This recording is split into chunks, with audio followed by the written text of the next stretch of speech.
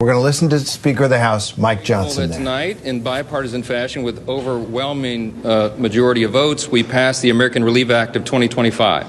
This is a very important piece of legislation. It funds the government, of course, until March of 2025. That was a big priority for us. This is America First legislation because it allows us to be set up to deliver for the American people. In January, we will make a sea change in Washington. President Trump will return to D.C. and to the White House, and we will have Republican control of the Senate and the House. Things are going to be very different around here.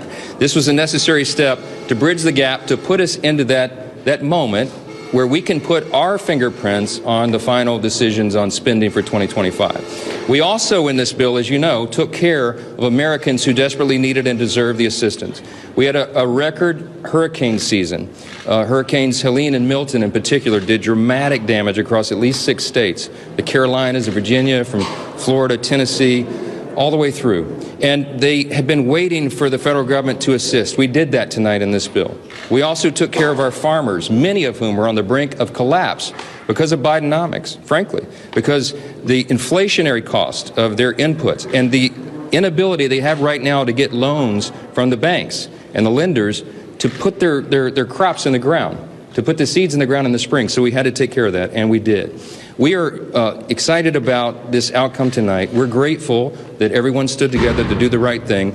And having gotten this done now as the last order of business for the year, we are set up for a big and important new start in January. We can't wait to get to that point. We encourage swift passage in the Senate now. They need to do their job as the House just did. We will all go home. I want to wish everybody a Merry Christmas, Happy Hanukkah, Happy Holidays, and a Happy New Year, because I hope not to see you until we get back after that.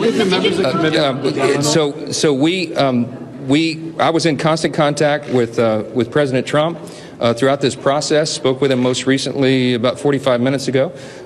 He knew exactly what we were doing and why, and this is a good outcome for the country. I think he certainly is happy about this outcome as well. Elon Musk and I talked within about an hour ago, and we talked about the extraordinary challenges of this job. And I said, hey, you want to be Speaker of the House? I don't know. He said, this may be the hardest job in the world. I think it is. But we're going to get through this.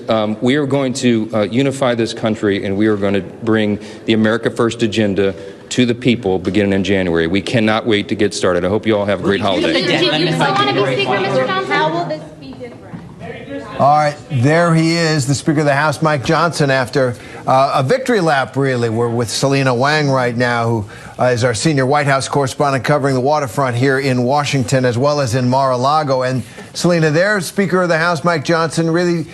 You could almost hear the sigh of relief that came out of him. And as you've been pointing out, he really actually did back down both Donald Trump, who was demanding a change in the debt limit to get either eliminate or raise the debt limit, and Elon Musk, who didn't like the bill at all. And both of them were saying, let it all shut down. And Speaker Mike Johnson just kept his head down, did some ordinary politics, got the bill passed.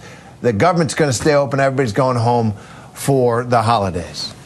Yeah, I mean, this is a tough job, as he acknowledged himself. Not only did he have to deal with the whims of Donald Trump, but this time around he had to deal with the world's richest man, someone who is not elected into any office, Elon Musk. He had to deal with both of their demands. And it was interesting that when he was talking there at the end of his remarks, when he spoke about the very two people who he spoke to, it was President-elect Trump and Elon Musk. And what that just really emphasizes, Terry, is how Elon Musk is really this new power center in politics, not just in politics, of course, but also in media, especially conservative media, with his more than 200 million followers on X. But when you look at the numbers, Johnson, he did manage to get a majority of his conference to vote for this. But then you compare that to the Democrats, they were able to get every vote except for one. So he still, of course, he needed to rely on those Democratic votes, and he had to deal with these competing factors, but he did manage to not push through and was able to get this through with his Republican conference without that critical Donald Trump demand about the debt ceiling. But this is just a preview of what is to come. This is kicking the can down the road. He's going to have to deal with a president-elect yet again who is known to torpedo political compromises at the last moment. He sure has.